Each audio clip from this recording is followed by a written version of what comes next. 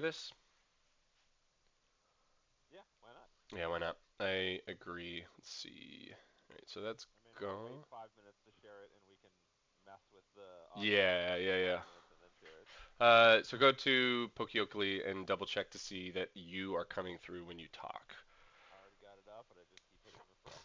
I'm waiting for the screen to pop up.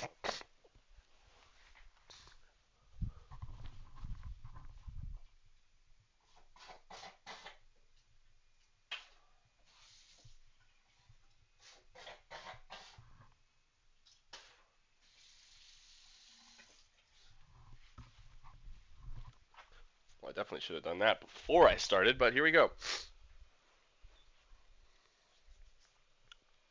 Hmm. Any better? Any worse? Still pretty terrible. Hmm. Well, maybe it's a setting on YouTube. Hold on 1 second. Let me see what I can hear.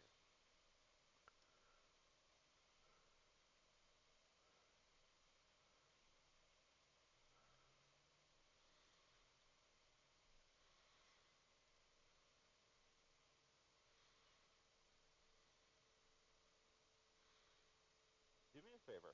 Mm-hmm. Mute mute your desktop output. Muted. Okay. Test test test. Test test test. Can you hear me? Can you hear me?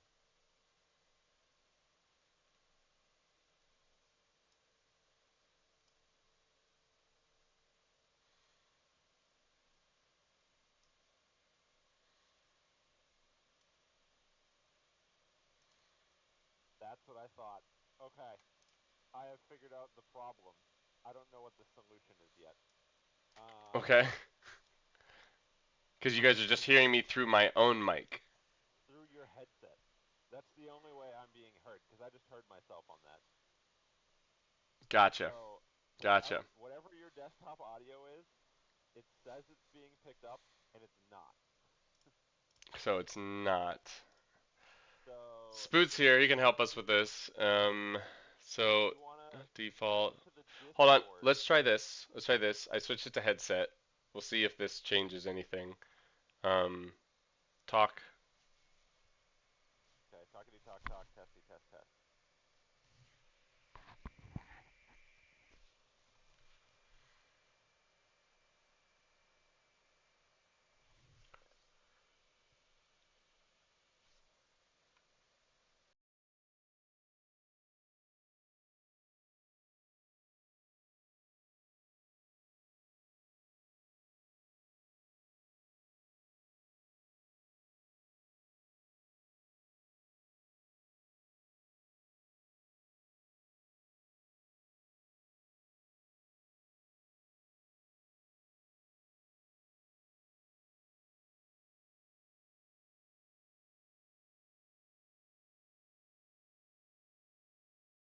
One second. I do need 1 second though. So I'll be right back.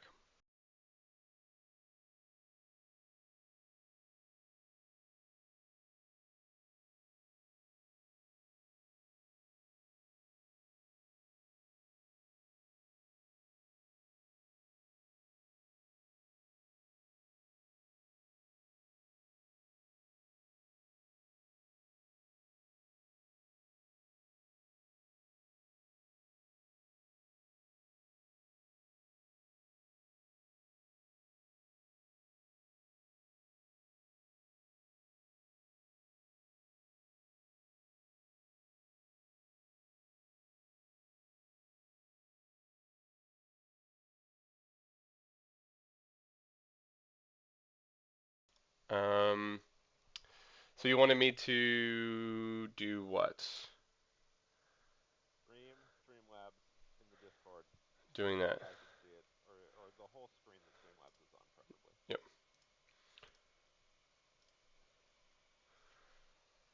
Let me open this.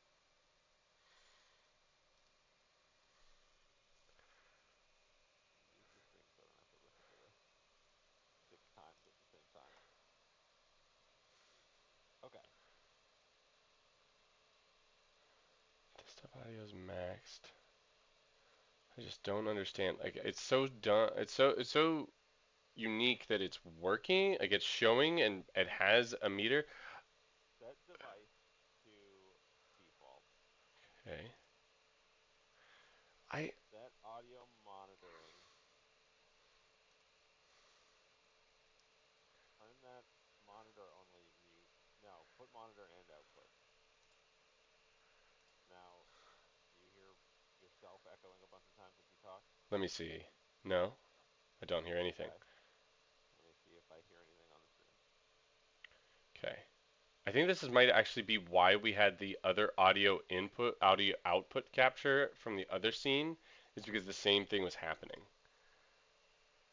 So can I copy that same I one? don't hear anything there. Okay, so just go back to the Pokemon. Um, Mute your desktop audio output. Like, just ignore that. Muted. Your mic input, is that set to your headset mic or is that set to the It's my headset? headset mic. It should Okay. be my headset mic. Let's double check though. You should Headset. probably use your better mic, like all the time. Yeah, probably. But yeah, I guess if I'm ever streaming, I could just pop this thing out. But if I'm ever in a chat with you guys, I want to have my headset on. But I guess I could just set my headset to be that. But then, Yeah, headset is output. The standalone mic is input. yeah, it's fine. Plugging it in. And also, you can set the stream input to be the desk mic, and the headset can still be your um, what's it called? Your headset. All right. That should be picking that up. Oh, it's not gonna pop up here. Let's try closing that out, and let's see if it'll pop up now. It's not gonna show up unless I close this out. Ugh. Shoot. Yeah, I won't be able to get the mic going. Um, if I don't speakers. Why is that on output? No. I can't hear you right now because that was really stupid. Can you talk now? Hello? Yeah. I can talk now. I don't know why it just said change output device where it decided to do the output through my Not Yeti. not what we're looking for.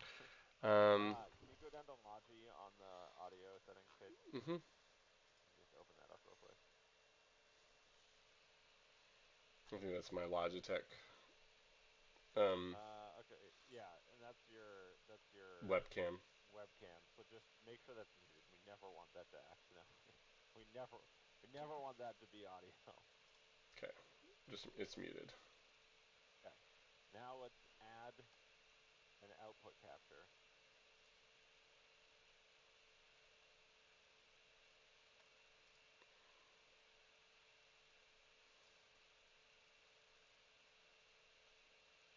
Add a new source. Yeah, we tried Yeah, the add a new source.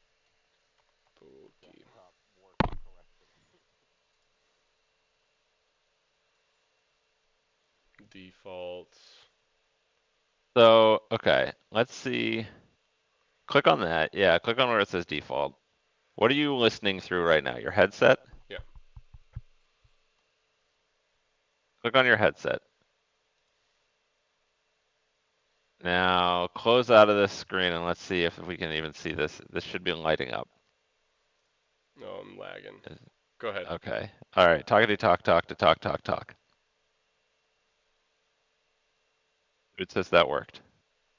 Hey! That's all it was, dude. It's the same thing we had to do with the other scene. For whatever reason, desktop audio doesn't matter. All right. I think we're gonna just run. I wonder. Yeah, I need to. Let's I see. would about about 12 to 15% I would turn down the Poke one. Yeah. Oh, it actually gives you a number. It's convenient. I'm gonna go down 10% there. Yeah. So then I'm gonna turn my mic down a little bit too, so it maybe picks up a little bit of you less. Well, it's not really going to be a difference of pickup. It's just going to be how loud your output is on your mic. And your mic output is quiet in compared to Okay, I pulled it back up. the background desktop. So like Well, yeah. I would turn Poke down even just a little bit more. Okay, doing that. Let's go to 8.5. That's probably a good spot right there. Spoodle, I'm sure will let us know. I'm the Yeti's Yeah. not going to be good for this episode because then it'll just have to redo a bunch of stuff, and that's fine. Yep. But for future episodes, I will pull that back up, and if I'm ever streaming, I'll make sure that that is set up and running. All right. Well, we can do an intro. We can Stop share streaming to this. Discord. Yeah, I'll stop streaming to Discord now. Thank you, thank you, thank you. Yeah, it's definitely killing the frame rate. Okay, so the stream current bit rate Hold is on one second. Spoot, is Eric still quieter? This is the key. kbps. I could pull my mic closer to my face is the thing. Bam. My mic, I've always pulled away so I don't do the stuff. Got you. Oh, okay. I lied. Stream to the Discord one more time. Okay. There's something I should have had you do a while ago that I forgot about. Okay, sharing screens. Bang. Go live. Oh, was it on this, the bit rate? I don't know if you can change the bit rate during now. Okay, so it's saying that I can go all the way up to 6,800. The buffer size says 2,500, so I just got a.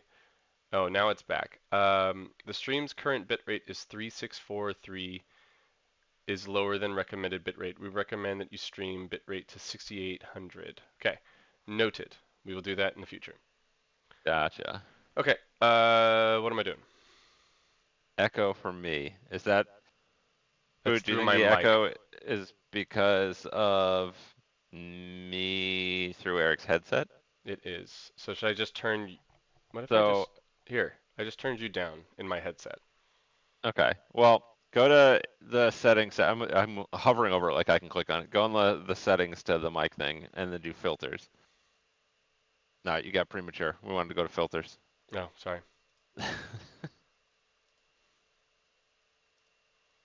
Edit filters. And edit filters, and we're gonna do add filter. Let's add a gain one, just because I feel like you've been quiet. Okay. You bump it a little bit. 2.5. Yeah, that sounds good. And then we're gonna add another filter, and we're gonna go to noise gate, and we're gonna hit apply or add, yeah. And we're just gonna see how this goes. We might need to adjust some of these settings, but the theory here is that you have to make sound over a certain threshold of decibels for the Okay. mic to start picking you up. Yeah, so right now it's set really low. So Yeah, it's picking up everything. So that way you can't just breathe into the mic and it'll be picking it up. It'll give you that cutoff point. Yep. Which actually, can you move the filters like thing? Just slide it to the left a little bit. Do some normal talking. Talking me about about- stuff, and I'm talking about the stuff that I'm talking about. A bit quieter. You talk. I'm talking. It does not look like I'm talking and your mic is picking it up. Now try breathing. You can breathe pretty heavily into that mic. Yeah. Hold on, let's see. If I talk really loud. No, it looks like you're good. Well, I turned you down in my headset. I think it was a big thing that helped. Before we actually start, I know this is one where I have to go help because Bobby's supposedly harassing Tina. She's in a call, so I gotta go right back. All right, one sec. Oh, it's all good.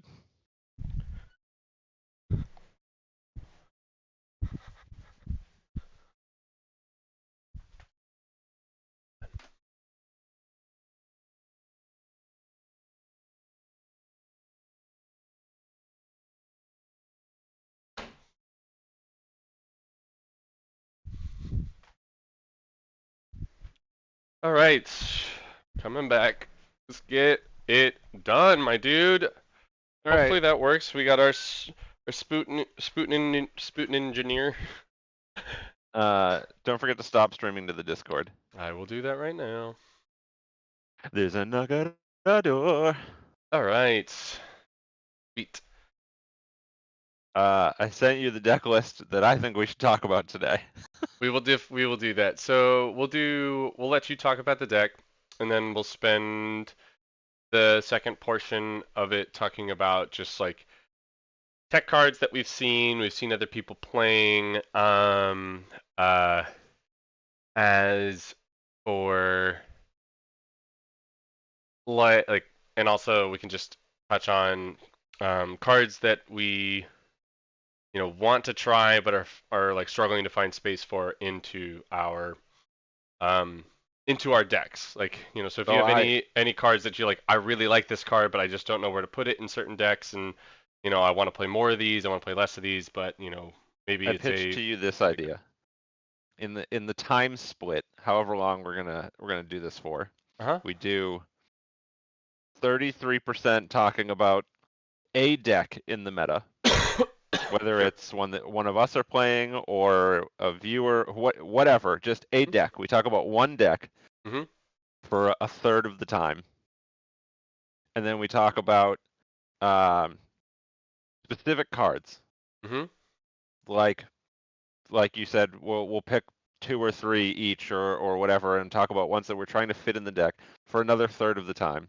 Mm-hmm. And then the last third can be either runoff time or Q&A if there's people who want to ask some questions about cards, what have Love you. it. It gives it a nice flow, gives us direction Yeah. so that we don't super tangent like we are want to do usually, and And gives us, tend gives us a to little do. bit of time. Yeah, I like that. All right. Well then, so we'll start with your deck. You want to start with deck tech talk? Yeah, but let me do. Let's just do an intro. So if we're cutting this down and we're doing things, it will be usable. I like it. What is good, everyone? Pokey Oakley here. We are here for our first episode of Tech Talk. So, Pokemon Tech Talk, we're going to be talking a lot about the Pokemon TCG, and we're going to be bringing on tons of different guests, whether that's going to be our first guest, Rainbowsmaug, or that will be Pokemon Menace, or many other people who are in our Discord, and we are going to be looking to you, the viewers, and the people who are part of our Discord to potentially come onto these and have the opportunity to talk about a deck you're really excited about and also discuss the current metagame and or, upcoming cards or future events, things like that. So it's going to be a lot of fun, just going to be diving into the world of Pokemon and, trying to bring more fun stuff to the community. So thank you all Pokemon for stuff. yeah, thank you all for watching, and here we are. And speaking of, there's our first guest, Rainbowsmaug, and maybe potentially first, maybe even co-host, who we'll see. We're not sure where we're going with this and how it's going to work out, but going to be really fun. And yeah, so We're along for Rainbowsmaug, the ride, but unsure of our destination. love it. Tell us about yourself. Uh, I'm Rainbowsmaug. I'm a Pokemon enthusiast and Discord moderator slash I don't know what else, and Discord engineer for our Yes, Discord server. pretty accurate. Uh, Yep. and that's about it. I have massive ADHD and I've found a new hyperfixation. Let's go. Let's go. Uh, I like long walks on the beach and decks that make people concede. Hey, this is very true. You know, when I first started getting into the Pokemon trading card game, I was talking with Mog about certain things, and he just wanted anything he could get his hands on that would just be kind of trolly or a nuisance, but also still competitively viable. Obviously, he's not out there just trying to not actually win games. The competitive nature is definitely in there. So, yeah, super cool. All right, I feel like it so was a natural progression. Like coming absolutely, from playing a lot of Magic the Gathering in my past, I played a lot of control decks, a lot of stacks decks, or Winter's Orb. For those of you who are Magic players and crossover enthusiasts, decks that stop your opponents from doing other things. And after discussing the general view of Pokemon with Poke Oakley here, I got the impression that most people adamantly disliked the Venomoth deck. So I built Yeah. that one random night, and we've snowballed from there to Snorlax Stall. And I think it might be the best deck in the meta right now. It's quite good. I think I saw a recent video, might have been, it was a prominent prominent player. I couldn't tell you who, whether that was Omnipoke or Celios or Smart TCG, or it doesn't matter. There's a lot of people who have been talking about and doing rankings of decks that Snorlax Stall in a best of one may be one of the better decks. It could be potentially closer to tier one, but in a best of three, it can maybe struggle because of how the current format works. Of in a best of three, time is kind of your enemy essentially. If you don't take game one, there's a likelihood that you don't like your opponent could play you out of game two by yeah, you have to you have to deck me out. You have like when and they can take their turns and take their time. Since you're not actually taking prizes, you're just trying to deck them out. That's where you could potentially lose or tie, and that's where the Snorlax stall As deck can have issues. as somebody who's not super familiar with the best of three format Hmm. in Pokemon from like a tournament standpoint, how is a tie or win-loss determined in the event of going to turns?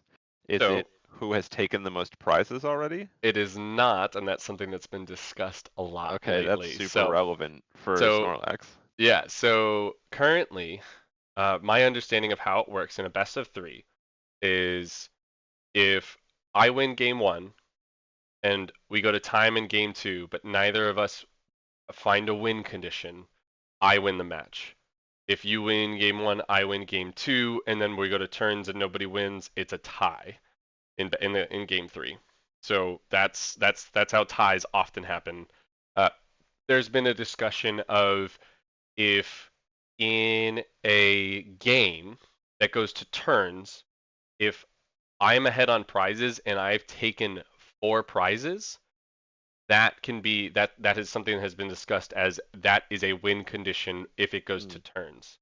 Um, and to me, and from what we saw um, in the World Championships this past year, uh, the finals went to turns, and how they determined it in the finals being that you can't have a tie in the finals. Um, it is whomever is ahead on prizes at that point at the end. Um, Interesting. Don't uh, love that I don't personally. either. I generally like the idea of if you've taken, you know, 2/3 of your prizes, that's enough to win the game. But if we're both at 2 prizes left, then it's a tie if we're at the same amount. But if you have 3 prizes left and I have two, then I get the win. I kind of I can See, agree with something like that. So I would say I'm fairly against the concept that you trying to think of how to articulate this. That in the event of a potential tie, mm, a winner will be determined based on prize situation at that step or stage in like the current stage of the game that is being played. mhm, Because there's so many factors that could determine that. I mean, like I'm not saying that somebody's going to abuse that, but the potential to take 2 prizes early and then just or 1 prize early and then stall the game out so your opponent can't take any prizes in some form. Like I don't know what the mechanics of making that happen actually look like, but the yeah, potential of players being able to build a deck list whose entire goal is yeah, to take 1 prize early and lock your opponent out from being able to take any prizes yeah, seems like a negative overall. totally. And you are removing other aspects or win conditions from the game that you have already implemented as a part of the game's structure. Like Yeah, it's like mill decks in that, for instance. I'm not sure how other TCGs handle that. Like in the yeah, event of going to turns at an event like the one you were just talking about for the finals in Magic, does it matter how much health you have left at the end of the match? that's a great question that I don't have the answer to. So Yeah. it's hard for me to say for certain how those work. The last time I played competitive Magic that wasn't online was Dragons of Tarkir, so that's a Yeah, a many little many while moons ago. ago. Many moons ago. A little while ago. So yeah, it's in all the Pokemon events I've played so far have been best of ones. So when we've gone to turns, it's Oh, the game really? is either finishing up. Yeah, lots of best of ones. Most Interesting. most the smaller events are all best of ones, Best of one. unless you get into the top eights. If they do offer a top eight, then you'll go to best of three. And I think there are a lot of decks that, in a lot of ways that function better in best of ones, and some that function better in best of three. 100%. Um, Gardevoir, just to kind of go on to this, is that okay, so there was something that happened recently at a bigger event in Pokemon where a player, I don't need to name names, but people can easily find this information out there on YouTube. A player played within the rules, but stretched it some, but played within the rules and played their turn by taking as many actions as they could to start turns, knowing that it was mathematically impossible for their opponent, because they won game one, it was mathematically impossible for their opponent to take the remaining prize cards that they needed to take to win that game to tie the match. So they Isn't played that it to a place where they played with, intentionally slow playing though? and it's intentionally slow playing, but it's intentionally, but you have cards that search out cards and put cards back in the deck and cause you to shuffle, and he took legal game actions, legitimate game actions of the card says search your deck for this card, and Gotcha. you may take that card. So you didn't have to take a card, but you could, but then shuffle your deck. So you search for that card for a second, shuffle your deck, give it back to them. So it's not, Grab another card. They were never really breaking any rules, but they were definitely and they weren't just taking an obscene amount of time on one action. They no, were taking loading up actions and tons taking, of actions. let's put a quote unquote fair amount of time per action, Yes. but loading up on actions. Yes. I So mean, I that think was I something. love that, honestly. Uh, That's kind of genius in my opinion. so when it's a common thing that comes up of in any sport, as long as you're playing within the rules, it can be seen as a little bit a little bit off and a little bit something that some Frowned people upon. yeah, frowned upon. But at the end of the day, I think as long as it's within the rules, it's okay. And it sucks. I So agree. you can't be mad at the player for playing within the rules. But what you can do as a player, if you don't like that, you can be a little more frustrated with the rules and advocate for change for Pokemon and all the rules committees involved. We can ask for them to make proper changes to those rules so to avoid those types of actions and plays. That's how in my eyes, that's how this should function. As a I I don't yeah, disagree. So I'm trying to think of like how to articulate this point. I hmm don't disagree, and I think that if it was somebody who was taking an obtuse amount of time on a limited number of actions, that's it bad. it would But be that you very can call a bad. judge on, and they can be given a warning, and then they'll be The fact that monitoring, and there could this, be prize penalties involved and things like that, yeah, and the fact that this disqualifications. player had to have all of the cards to make this play viable, hmm to do that, like that is utilizing the cards that you have Smart. to gain the advantage that you need Yeah. to win the game. Yeah. In my opinion, I mean, it hearing you say like tell the story of what happened, it distinctly reminds me of Rocket League and people who don't like being demoed. And Yeah. I'm like, these are actions that are built into part of the game. We have rules built around them, Yeah.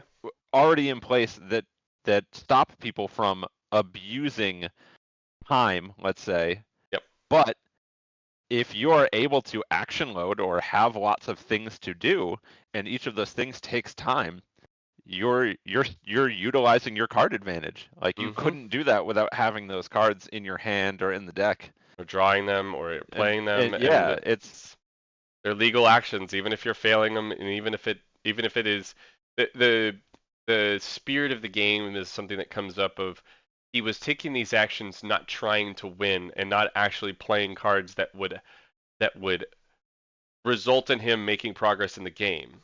But again, this is where I say we have an issue with the rules themselves, where had they had a one player gets down to two prizes, that is considered a win. They might play the game differently and get on the offensive and try and match them for prizes instead to try mhm. and keep the game to a tie, which is keeping it to a tie on prizes now forces them to make actions and be aggressive to stay equal with prizes and understand that when you go to turns that if I have the last attack, I need to make sure that that attack either puts me ahead or ties me on prizes to tie the game so then I win the match since I won game one. So that's like, I could see where that rule being implemented would then avoid people just, I won game one, cool, I'm going to play this, I'm going to take every action and slow this game down to my pace and allow it to work. Where in the other format, and the other option of if you take four prizes, that can be considered a win.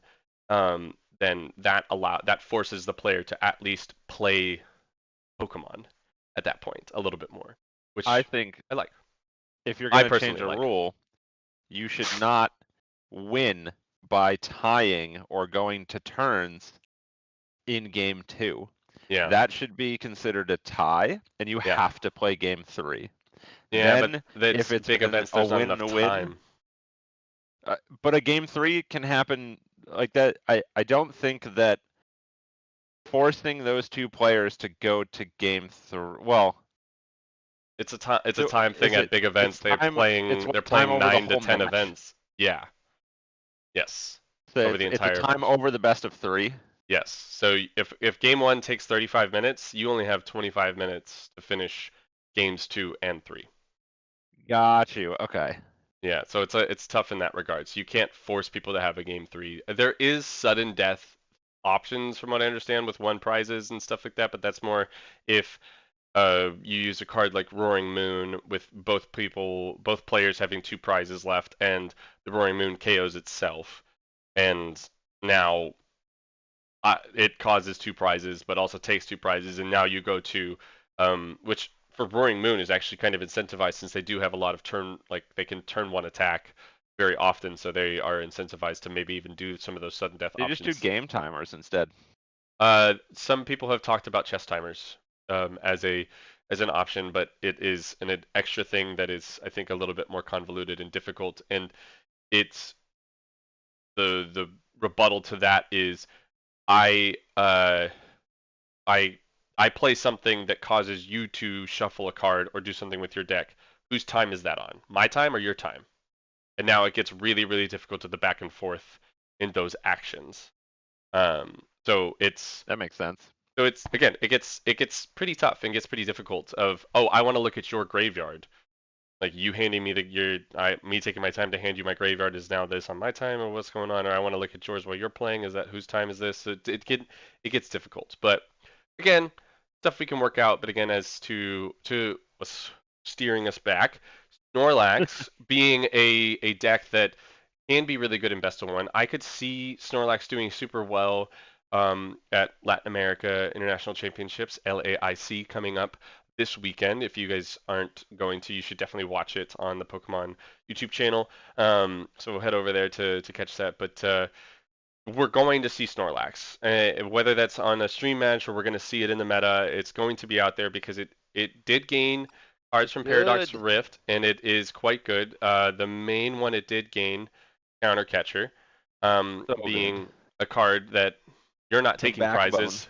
So it It's is the a backbone. free gust effect, which is insane. So we love to see it. Um, So I'm going to I have a give you the question. floor. Well, go, I have a question first, and question I'll give you the first, just floor. Go for it. to see where your stance is here. Hmm? Why do you think Snorlax falls off in strength in a best of 3 versus the strength it has in a best of 1? So if I'm a player who has realized that I understand your game plan and know that I'm playing against Snorlax and I don't recognize that game one where, as I mentioned to you in a lot of the decks I play, that I bench a Bidoof that I'm going to eventually turn into a Barrel, and now that I'm having a very difficult card to retreat and or find ways to pivot around and get around your block stall. If I know that, I am only going to set up cards that can attack. And Sure. I'm going to do everything I can to do that. So if I can let you just have game one, I can concede super early, give myself multiple time to try and take game 2 and 3 by playing around your options and trying to counteract your stall. So that's where once people are understanding of your game plan, Snorlax gets weaker. Where you benefit the most as a Snorlax player is, as you've mentioned Surprise. to me, is people don't know how to play around the deck. And as you've seen, they attach energy thinking they can retreat and they It's can't. very accurate. So So that's a part of this where you're I going have to run a into those situations of good players can play around Snorlax.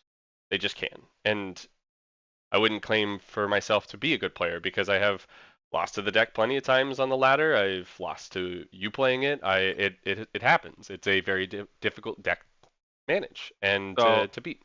my counter thought process, because I'm curious to see how you feel about this, is the experience that you are going to have playing Snorlax Hmm?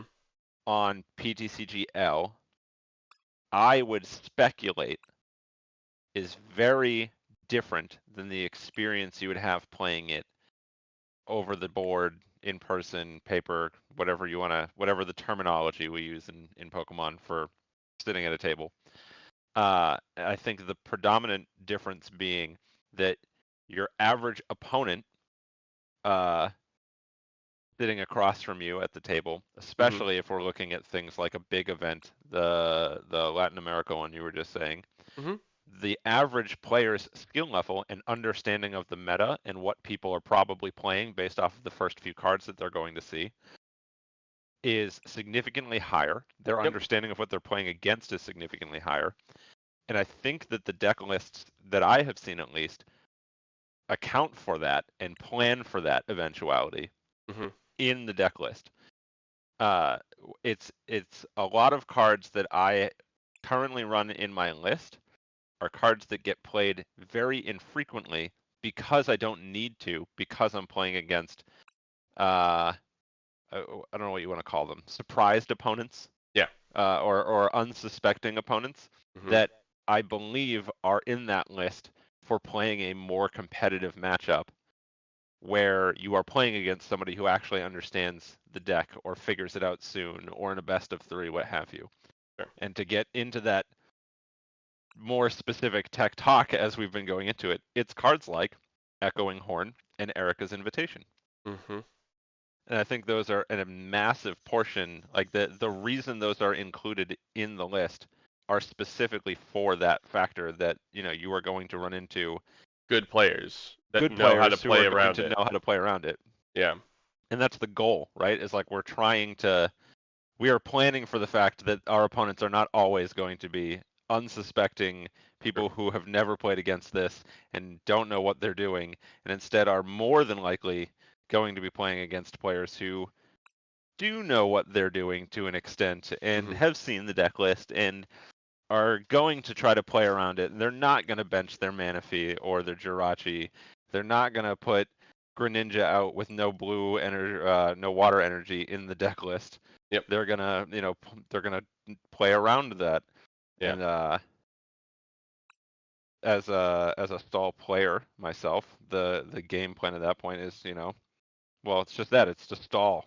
Hmm. It's to try to let you take prizes as slowly as possible, utilizing as many resources as possible until I can get that lock set up completely. Sure. So So I'm intrigued to see how it plays out. again, I just genuinely think we will see Snorlax have somebody will play it well, somebody will play it to a top 64, top 32 finish, and even potentially making a top 8. It's not the deck got so much better with counter catcher, and it it just gained such an insane tool to where you're able to play Erica's invitation to put something into the bench and then put it into the active as a amazing card from 151. You can play counter catcher after playing an Arven, because you can use Arven to go grab your Bravery Charm to beef up and grab counter catcher, so then you could stall something into the active, and even if they do find a switch, escape rope, or something like that to get out of it, you don't care because you've beefed it up, and that counter catcher is just making it work. And obviously Penny being able to pick up damaged ones that don't fully get KO'd are really good. Peonia, something. Penny, I think, is the most underrated trainer or supporter in the deck. So I really think that is that a new card? I'm honestly not sure. Penny But is man, Scarlet and Violet era, so it's pretty new. I actually played against a Snorlax stall deck the other day that was playing. Let's see, it was playing. I have this on all. Was playing Professor Turo's Scenario, which is put one of your Pokemon into your hand, but you discard all the cards attached to it. So you would lose any of the tools or anything like that. But in some cases, you don't mind that. It was playing this card, but it was also playing Professor Turo's plus. Let me see if I did. I not that card. The lantern. That was. I don't know how to spell that. Fire type. Look. Chandelure. But it is this one. When you play Chandelure from your hand to evolve one of your Pokemon, you may discard the top 3 cards of your opponent's deck. This helps you accelerate. It was playing a bunch of these with its earlier stages, but playing Professor Turo to pick that card back up and then replay it, and keep playing out these Litwicks into the other ones and slowly evolving it while using the Snorlax into the active that was causing me not to be able to retreat and take KOs. And then it was doing this. It was using this card that would then allow for the Echoing Horn to then become more relevant, because if I'm playing my hand properly, where I'm not allowing you to put a card or not putting a basic into the discard pile, this allowed for that to help. And also this accelerates the engine. Now, you do run into issues where if they find a way to get this into the active, your whole Snorlax option is now just null and void, and they just KO it. But if you have done other things, it was also playing Crushing Hammer, which I felt like I lost to the deck because they flipped heads twice out of 2 out of 3 times. Which is like, yeah, okay. If they don't hit those, if they say they whiff all of them, or if they only hit, if it would have gone in my favor, it was 2 out of 3 in my favor, I think I could win that game. But I didn't win that game because they got rid of all of my energy. I wasn't able to take the KOs and do those things to catch back up into the game. So some of the tech cards I've seen that are being implemented into Snorlax that maybe give it an extra edge, a different option. So, what is crushing? Let me look up Crushing Hammer. Crushing Hammer is flip a coin. If heads, you may discard an energy from your opponent's.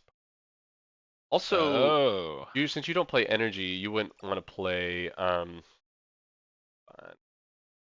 something like Giovanni's Charisma, because that does, you put in energy but back into their hand, which isn't that great. So yeah, I think this doesn't fit into the deck either way.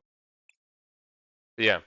Professor Turo's Scenario, I think, is also very good. In a similar way to Penny, but being your bench, but you get to pick up all the attached cards to it, which being able to pick up the attached cards is quite nice. Yeah. The and you're not frequency in which I penny a Snorlax and get the Bravery Charm off of it and Yeah. being able to put it back out with full HP and then put that bravery either back onto that Snorlax or To the put it new on one in the something else. active, yeah, is really Like if good. I've got two out, I've got one on the bench and one on the active, and I draw Mhm. Mimikyu or I get Mhm. it ball into Mimikyu, what have you, being able to drop Mimikyu and then hit it with a bravery charm that I was able to pull off of a Snorlax that was just doing double duty.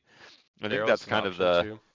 the beauty of the deck in my experience so far has been how few cards you really need to put out and how many games I feel like have been won by playing less Pokemon Yep. as opposed to more. Changing the um what's it called? Changing the I'm trying to think of what it is. Putting just either two Snorlaxes, one on the bench and one in the active, or a Snorlax and a Mimikyu, so that my opponent's ability to boss is irrelevant. Mhm. Uh, Right. has been such a it's been part of the learning curve for playing the deck Yep. list for sure. Definitely. But as I have learned more of those interactions, I have learned a lot about how removing things from my bench with Penny is a massive portion of playing the deck correctly 100%. because you're shutting off more resources of your opponent. If I have three Snorlaxes out of one in the active and two in the bench, Mhm. There's and nothing they they're can like, do. I got a boss's order. I'm like, good for you. Hope you Doesn't matter. also got a switch card or a switch. And I think most lists are running what, two switches and like maybe an escape rope.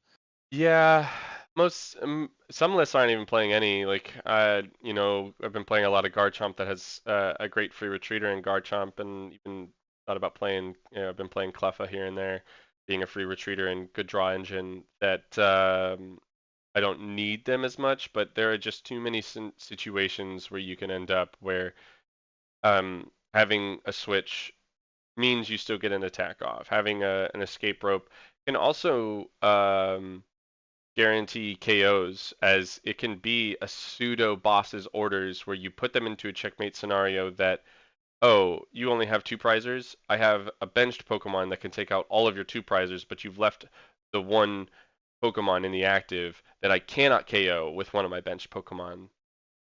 So escape rope. Mm-hmm. It escape rope has so much, and I'm hoping it gets a reprint and stays in the format, but we will lose it soon. But I think it's just such a strong card in that Yeah, when regard. do cards rotate? I don't even know what's rotating in and out or We when it don't rotates. know yet, but so Ah, often it's been the Japanese format and the Western format have been on different times as far as rotations and stuff like that. So uh, a lot of the time we've been able to see the Japanese meta dictate what new decks and archetypes that you'll see people playing. It happens often, and gotcha. in that regard we've seen that. So I think what is the trend that might be happening is we will see more um, more of the uh, more of the timeline being much closer together. Where when Japanese has a new set coming out, so do we. So we're about the same time. We're thinking that it should be March or April.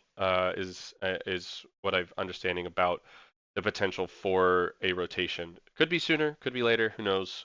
Um, but it should be soon-ish, and we'll lose some cards, and decks will change. But just you can't worry about that now because the format is what it is, and you need to play what's best, and that's part of it. So, but again, where I think the trend is getting more in the direction of the Japanese sets and American sets will be closer together, so we'll be able to, create decks similarly, and potentially the rotations will happen at the same time, so everybody can be on the same page as for again for the formats going, which will help streamline things a lot more for just the Pokemon trading card game in general, which I think is good for the health of Good the for the game. game. Yeah. Yeah, I agree with that Um. sentiment.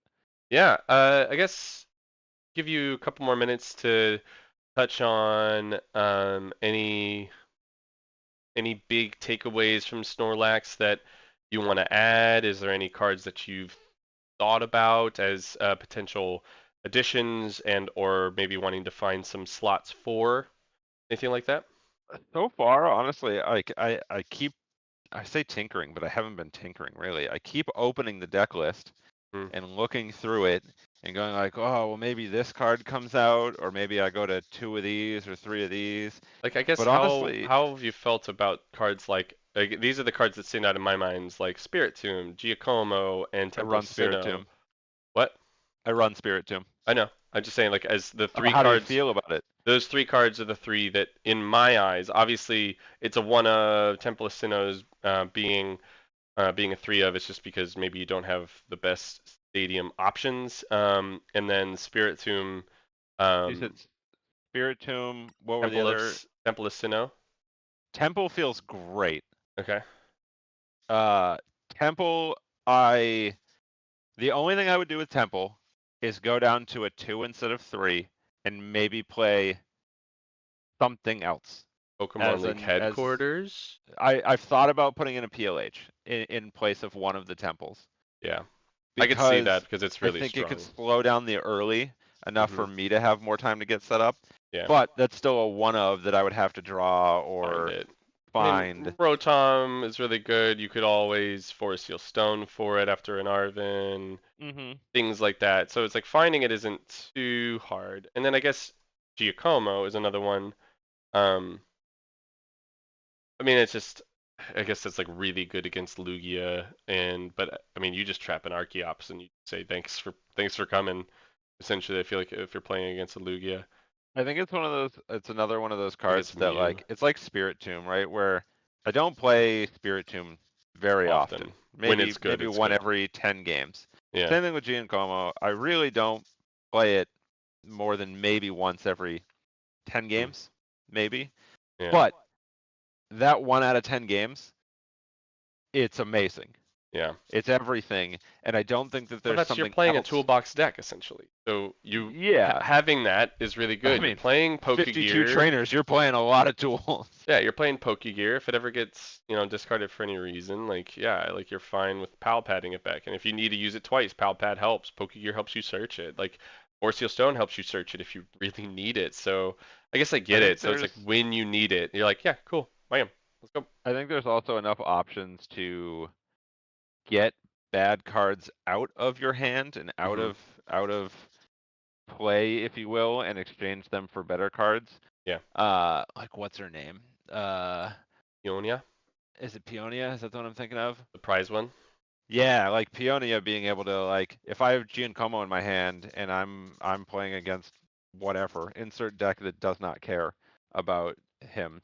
Mhm. Like Peona, her value just goes up, Yeah. right? Like And stocks rising. yeah, and also it's like pal padding a Peonia back in so you can see maybe the other prize cards and things like that. It's Yep. it's pretty nice. So The deck's ability to cycle through trainers, through supporters mhm, is really nice. really nice. It's well designed and it really makes it feel like you almost never don't have options in what you Sure. need to do next. I think that's part of why I've really enjoyed it. It's less of like I could play the same concept deck with an attacking concept, if you will. Mhm. It's just that there's the amount of tools provided with the deck list means that you feel like you have an answer to almost anything. Yeah. And I think that the only downside playing a deck list that let's say is similar, like a Lost Box or any Lost Zone variant, where Mhm. you've got a similar set of tools, maybe a few less, is that your Pokemon are less of a tool than I think Snorlax is in this deck. Yeah. Because he's able to slow your opponent down so much and lock them out of so many of their resources, while you have already exponentially more tools and resources than your opponent does. Mhm. If there was a way to put a prize taking win condition in a build like this without sacrificing other things, I would play whatever that is in a Sure. heartbeat. Yeah, yeah, yeah. Well, I mean, seeing how it has kind of functioned for you and understanding what it has to offer. I think the deck is super unique. Is definitely going to be something that players are going to have to understand how they beat it, because you're going to run into you could not play against Snorlax Stall for 3 weeks straight, where all you're playing is more of the flavors of the month and things like that. Roaring And Moon, Shen Pao. yeah, you're just gonna be playing a bunch of those and you're getting really good at those, but you're you're legitimately going to like run into it at a big point, and if you aren't prepared and don't recall the best ways to counteract what it's trying to do, you will just lose. You're just gonna get so unbelievably blown out, and that's just kind of how it goes. I was Remember thinking to about not play your Pokemon yeah. unless they can attack. This is another card that I had mentioned that I've thought about as well. It's called Rhyme. Draw 3 cards, switch out your opponent's active Pokemon to the bench, but they get to choose the other one. So that Ooh, is like, oh, but they get to choose. so it's kind of like an escape rope where you draw 3 cards. So it can be good if they're in a situation, but it is in that regard. I guess it's as some cards maybe rotate, like when cards rotate, like you're gonna lose as cards that will rotate. Cross Switcher being one, Peonia will be another. Um, VIP Pass later, Echoing Horn goes away, Avery goes away. Yeah, that's a lot. Fortune Sisters and Team Yell's Cheers stick around. All your Pokemon are good. So yeah, you're good on like the Pokemon front, but you do lose some of those. That's a Kind lot of of that's a lot of trainers that you just named that are. yeah, but I think there are other trainers that are somewhat relevant. And keep in mind, we will have future sets that will add to this. So Yeah. maybe when we're getting down to rotation, we'll have you back on and you can start discussing maybe some of the new cards that you've seen being released. And if you think that any could add to Snorlax, we'll try and make sure we Keep an um, eye on it. keep an eye on it because oh, does Sydney rotate? Sydney does rotate.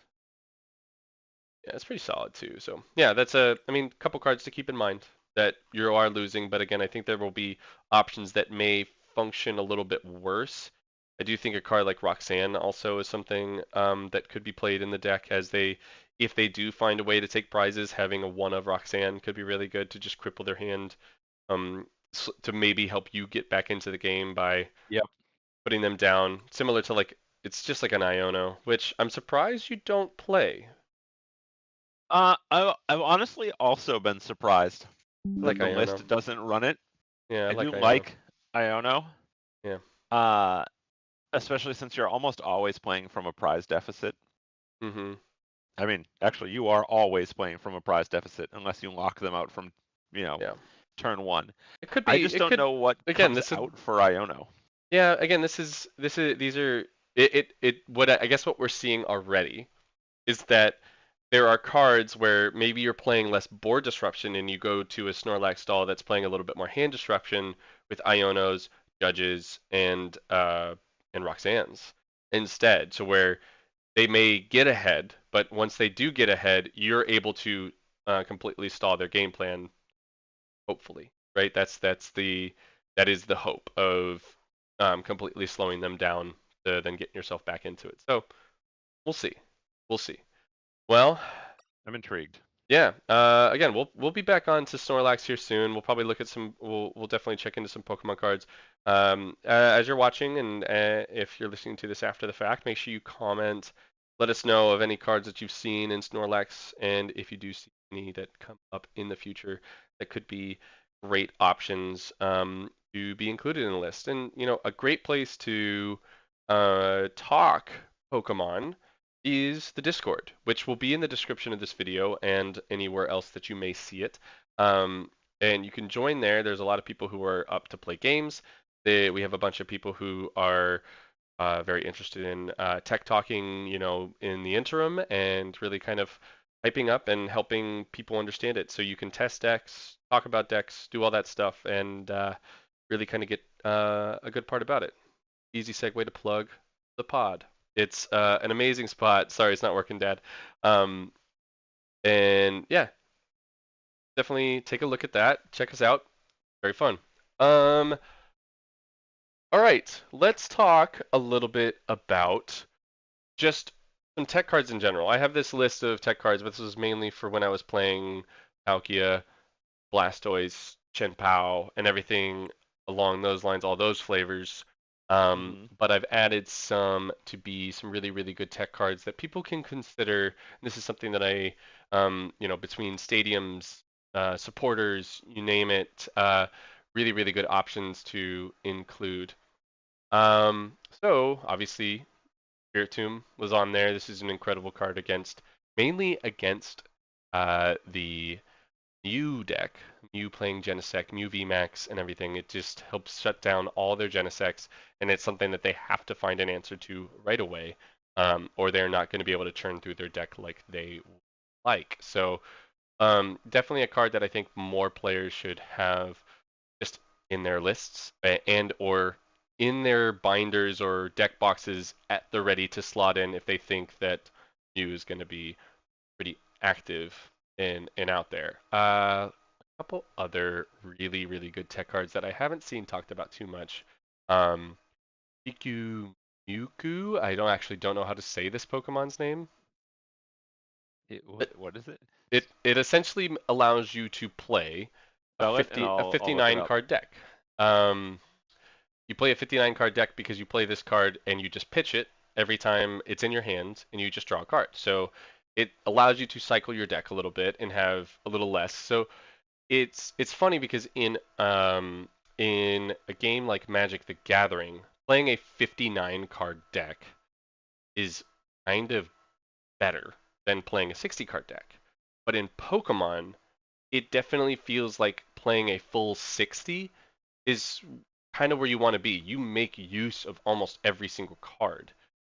Whether that's pitching it to, not pitching a Pikimiku, Muku, it's pitching it to an Ultra Ball or to an Earthen Vessel or to any other of those discard effects that allow you to go and search other cards. So that's something to keep in mind where I definitely feel it creates a pretty unique deck building option. So if you are in a deck that feels like, man, it's just hard to fill out all your slots, this is something I could consider as a Hmm. solid play. I think I played against somebody who was running that the other day. I don't remember what the deck list that they were running was. Also, incredible artwork. Like, It's beautiful. it's absolutely stunning. So that's something that we love to see. Um, Another fantastic card, Pump Kaboo.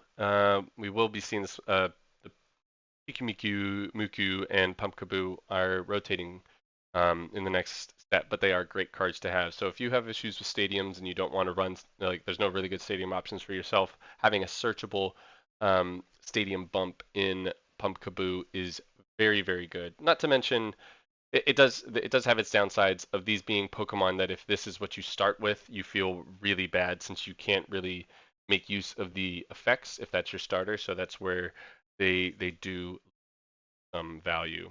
Um, but to touch on one more Pokemon that I think is incredibly strong and that functions in every single deck, just like the cards we've mentioned before, the Mysterious Tail Mew. Fortunately, rotating with the E format, but this card is absolutely insane and can play into almost every single deck if you are playing a high item count. Being able to, when it's in the active, look at the top six is a great Pokemon to start. This is a great Pokemon to pivot into. Um, you know, Mysterious tailing into a Battle VIP pass is something I feel like I see so often with this card, and that just ensures that your deck sets up and gets going. So definitely something for people to maybe even include. And you're never really using this to attack, and also it's just a one prizer. So if it does get KO'd, you're not too fussed about it. Have to agree. Have you seen any like kind of decently tech Pokemon lately in your games that have caused you issues or troubles? Oh, let's see. I would say the one I've seen the most frequently recently that I don't want to say has caused me troubles, but like I think is just got some severe early game value is Squawkabilly. Like I've seen it in a bunch of deck lists that I wasn't expecting it in, of late, Mm-hmm. and every time I'm like, wow, the amount of value you just got from playing that one card Nuts. is crazy Yeah. for early setup. That said, after turn 1, it's like Battle VIP Pass, Mm-hmm. where it's a 2 prize liability. Yeah. It might be worse than Battle VIP Pass because it's just a 2 prize liability that's just sitting on your bench, and that doesn't feel good. So some things that you have Squawk, 160 HP, pretty low, gives up 2 prizes. Luminion, 170 HP, gives up 2 prizes. Very easy to KO, but incredibly useful cards. Luminion V being a card that allows you to search out a supporter whenever you play it um, to the bench. But again, like you don't want to ever have the Luminion start is probably one of the worst things to kind of happen. But a Squawk ability start isn't too bad because it doesn't have to be on your bench to use Squawk and Seed, which is great. Mm-hmm. With all that being said, though, let's talk about a very strong card that I think we will be handling a ton. Is both Squawk and Luminion are weak to lightning, and an Iron Hands EX, amp you very much, is taking 3 prizes off of these It's two Pokemon. so good. It's such a good card. So that's where I feel like you are playing very fast and loose if you're playing Luminion, if you're playing Squawk, and you're not playing ways to pick them back up or discard them. A lot of those lists are now running a lot of the cards called, I believe it's in here, are playing Collapse Stadium. So once they fill out Yep, their bench, they play Collapse, they get rid of that threat. Awesome option. So such a definitely good card. if you're playing these cards, definitely consider Collapse. Professor Turo's scenario, as we mentioned earlier, great option. I don't does Penny would Yeah, to pick put them one up. of your put one of your basic Pokemon. Yeah, Penny is also stock rising. That's a great option to pick up those your Lumineon or your stock.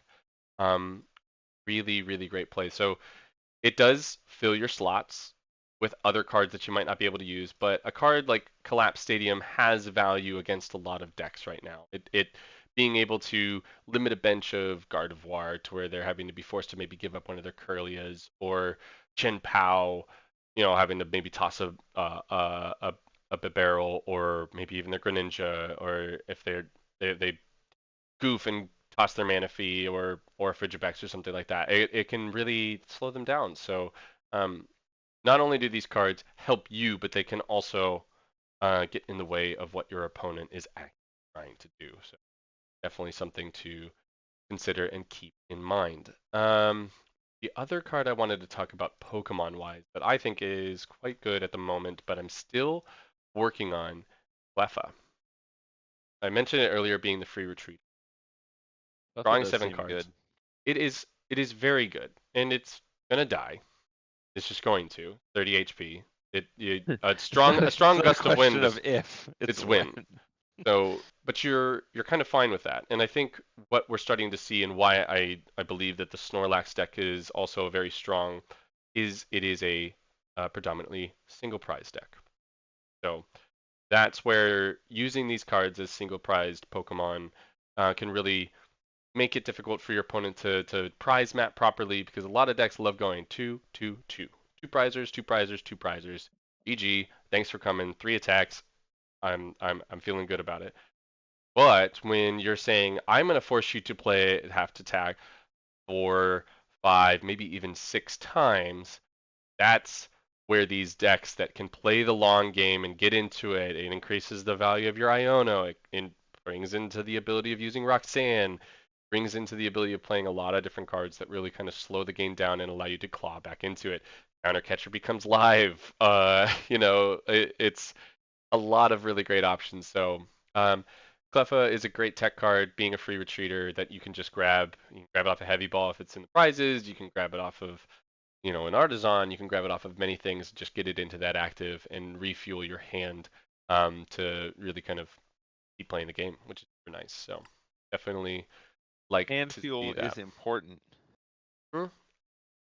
Yeah, I guess as some other tech cards, I haven't added much to this list. These are just, again, stuff that I've seen that I like. I think trekking shoes is a you can easily slot 3 to 4 of in any deck and it plays just fine because making use of your discard pile is so useful, and this just helps you churn through your deck without having to rely completely on setting up Pokemon and or supporters to get you there.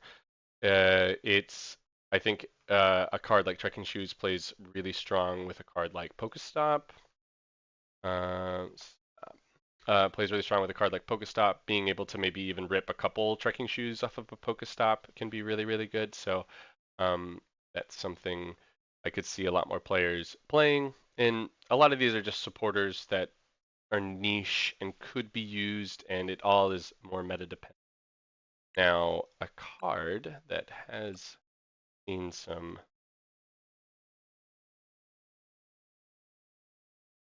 is a card that is not that is kind of insane right now against a few really strong decks in the is Toad Scroll. It's stopping energy retrieval, superior energy retrieval, and stops Focus Stop because it doesn't allow trainer cards uh, from cards from your discard to go into your hand from trainer cards. Trainer cards including supporters, including stadiums, including everything. But if it doesn't stop, say, from what I understand about Pokestop, if I play the Pokestop and I have Toedscruel, but my opponent uses my Pokestop, Toedscruel does not stop that Pokestop interaction. Huh. So it's if you're playing Toedscruel, you probably don't want to play Pokestop.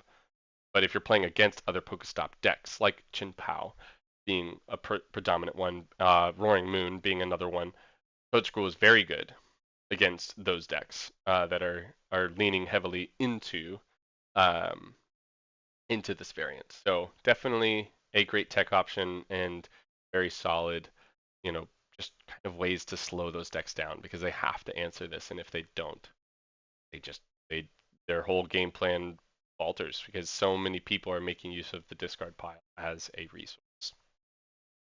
Pretty cool. Pretty cool.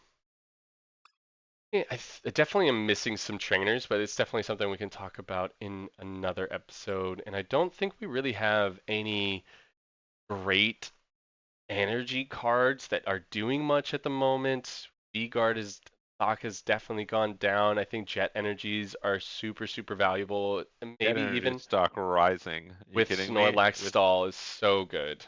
Iron Oh, Valiant on the rise. yeah. Like Iron Valiant on the rise. Hold on, let me look at my decks because I'm running the Jets in a few different things. Hmm. It's good in Lost Moon. It's okay in Roaring Moon. Yeah. Uh, it probably wouldn't be horrible in Serena, No. depending on the list you're running. Yeah. Obviously, it's a staple of Iron Valiant. Um, yeah, I think Jet Energy probably, I would argue, strongest energy. I could see that. I mean, part of me would try and lean into Double Turbo being up there in that regard as well. Just anything that says add 2 energy to your Pokemon or reversal energy is so Also nutty. really good. Yeah, but I tend to agree that I think Jet Energy just getting around retreat costs and everything and potentially catching players off guard where they trap something in and you're like, all right, we're good. I've seen them; they've already used a few switch cards. I feel really confident here, and then bam, Jet Energy slams, and you're just like, well, that's really strong, and it's I think a Jet incredibly Energy slaps. yeah. And if you're playing Pokemon that have colorless costs in their attacks, this gains a lot of value. I Gains would a lot of argue value. running 1 to 2 Jet Energies in not any, but almost any list can, even if you ran a one of, Yeah. could be the difference of a win-loss on fringe situations that it's not hurting you to run. Sure. Because the amount of times playing either Serena, Snorlax, or any of the Lost Zone variants I've played where I Just pitch have it. Pitch it to seen. Greninja if you don't need it. You know what I Well, mean? Play not even Greninja. that. I have seen my opponent be stuck Hmm. uh, with something in the active and not a way to move it around, just due to all of those decks having a lot of tools to them. Yeah.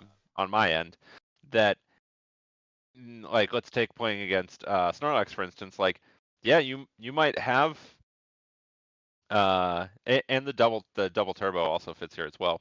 You might have the barrel stuck in the active, but like you can still make attacks. You can put a clock on Yeah. if you start putting energy on that. And if you only Hmm. have to dump one energy to make that happen, or if it's a jet and you can jet something back into play where you wouldn't be able to get around it, I think a jet like a 2 of on jet energies could make a huge difference in a lot of lists. I sent you that Pokemon. Here's my Snorlax counter right here, Minior. Yeah. Because you you bench it, you attach energy to it. It is its own jet energy in a Pokemon form, and then you KO, instantly KO a Snorlax because of the big 4 retreat and the fighting weakness. So this is something you can tech in. Works for any deck because of the colorless attack cost, but does have a 2 retreat cost. So it getting stranded into the active against Snorlax, if you can't get it into the active and actually start taking some attacks, is where you lose. So I mean, just attaching the energy will still be good, but doesn't matter. It is a card that you should definitely be considering as a potential deck option.